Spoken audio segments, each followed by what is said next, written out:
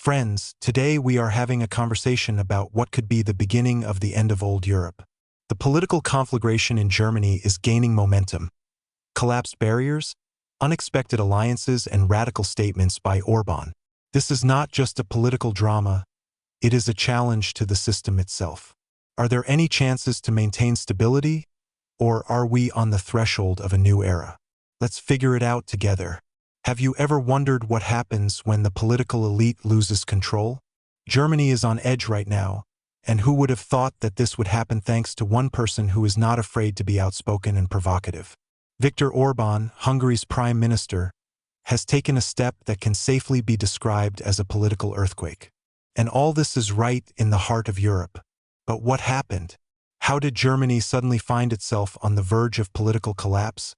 And its parliament turned out to be so fragmented and confused. Let's get this straight. Don't switch, it will be interesting here. Subscribe and like it if you want to find out how one man silenced the entire Bundestag and sent Europe into the unknown. Think about it. Germany is a great and powerful country that has been trying for many years to turn its parliament into an ideal museum of political boredom. Politicians are like old dusty statues. Everyone is so correct, confident, self-satisfied. And Parliament was about to become a real battlefield. But that didn't happen. Still, however, Friedrich Merz suddenly appeared in this room. He challenged everything that had seemed unshakable for decades. Merz, with his migration bill, knew exactly how to turn any parliamentary day into a stage for the theater of the absurd. Migration restrictions are fine, of course, but he decided to sell this law with the help of a party with which no one expected to see him in the same frame, an alternative for Germany.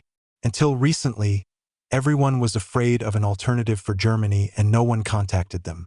Is this a new political fashion?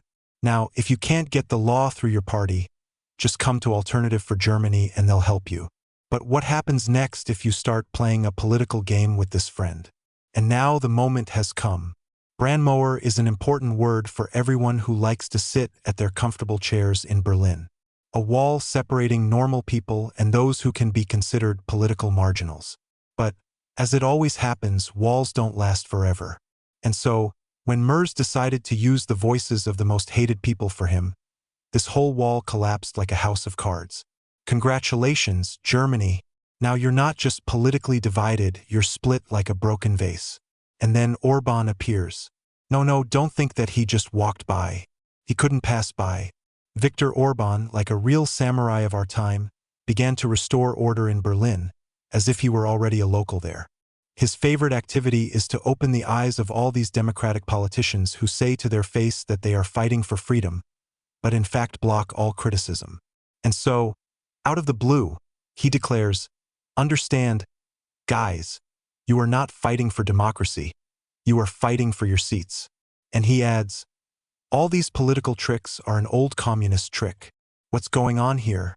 Germany, a country that stands guard over European democratic values, suddenly found itself on the edge of a precipice. And this whole political game, in which the characters are not at all who you expected, turns into a real mosaic. And in this mosaic, even Orbán, with his harsh statements, seems to be almost the only voice of reason. But what is important is that Germany has reached the point beyond which there is no turning back.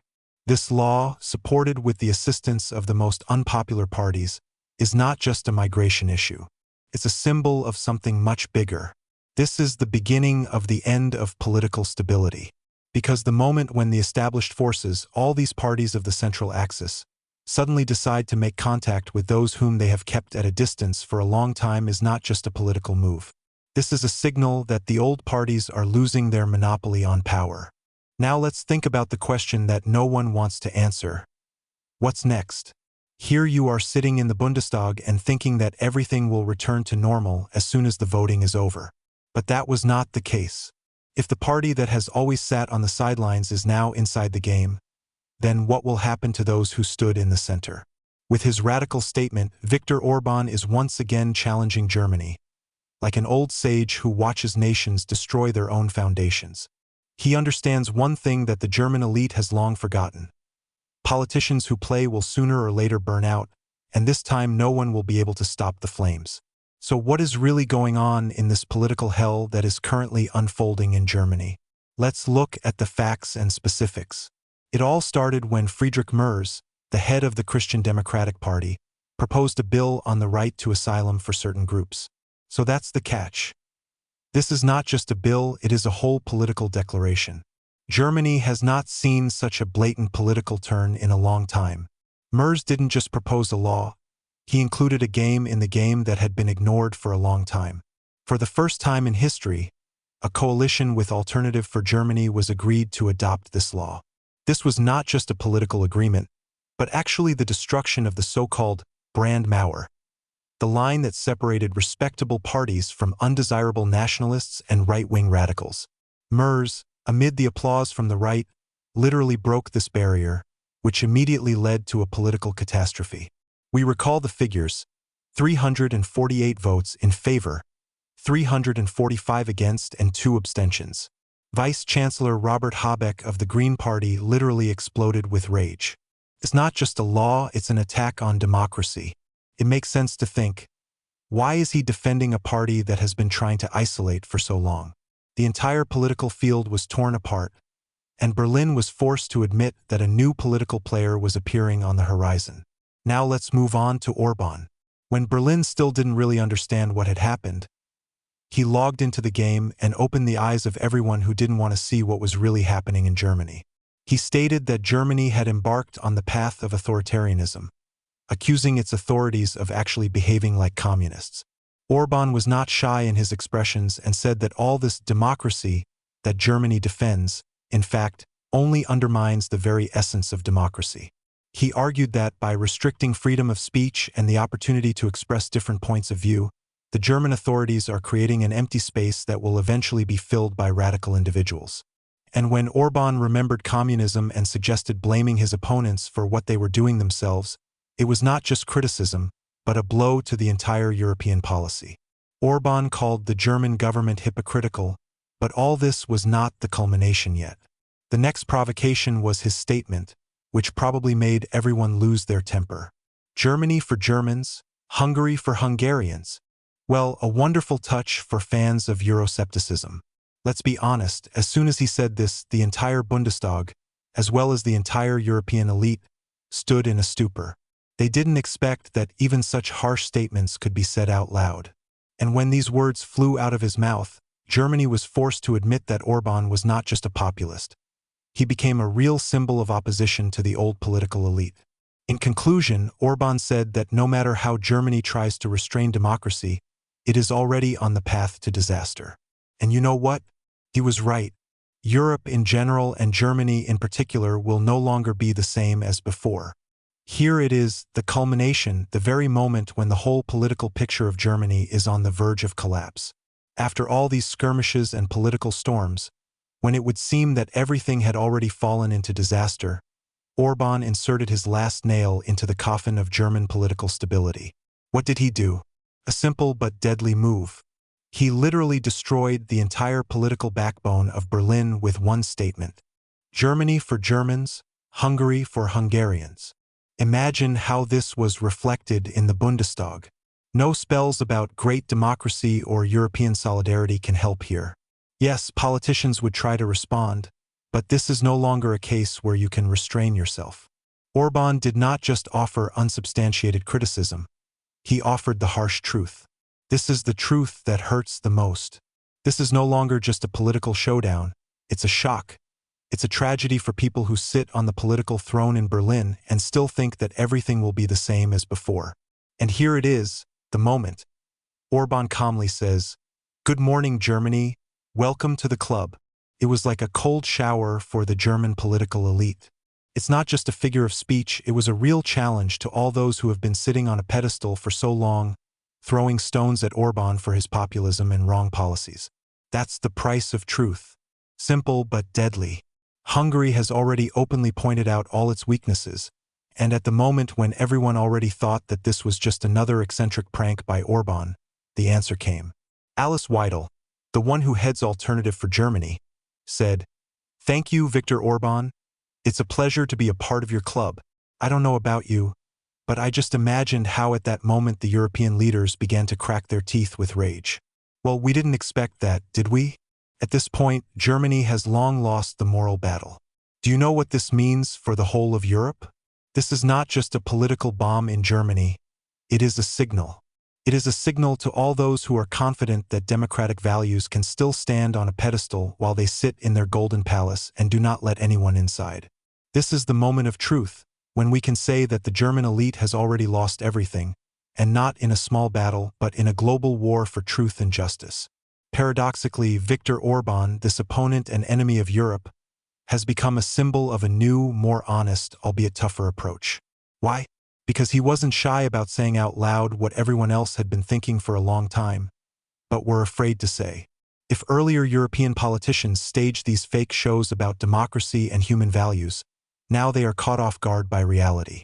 Germany is simply losing control of the situation. And now the question is not what to do about the AfD or what will happen to migration, but whether Germany is ready to accept the consequences of this turn. And now, when the last sparks of the political fire in Berlin begin to fade, there is only one thing left: the consequences. There is a lot of noise, a lot of political statements, a lot of scandals, but now Germany is standing on the edge of a precipice, and no fake democratic facade will cover the cracks that have formed in its system. Think about what is happening now. At one point, Germany really found itself at a crossroads, and its political establishment seemed to be playing games with fire. The alternative for Germany, previously considered a marginal force, now sits at the same table with the main parties. And no amount of statements about the impending danger to democracy will help to return everything to its former place. The party that they tried to corner is now actually becoming the one they have to rely on to make decisions. Alice Weidl's alliance with the rest of the parties is no longer just a situation of a series of political confrontations. It is a real political phenomenon, and it changes everything. But even if someone from the old parties believes in the old-fashioned way that it is possible to constantly suppress this force, everything is no longer so simple. There is an idea behind this.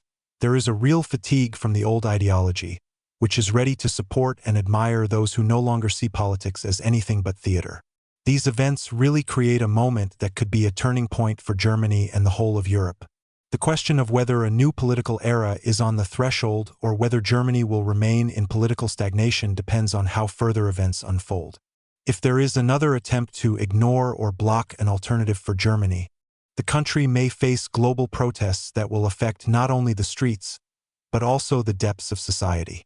This can lead to an economic impasse, and protests in different cities will only strengthen the gap between the government and the people.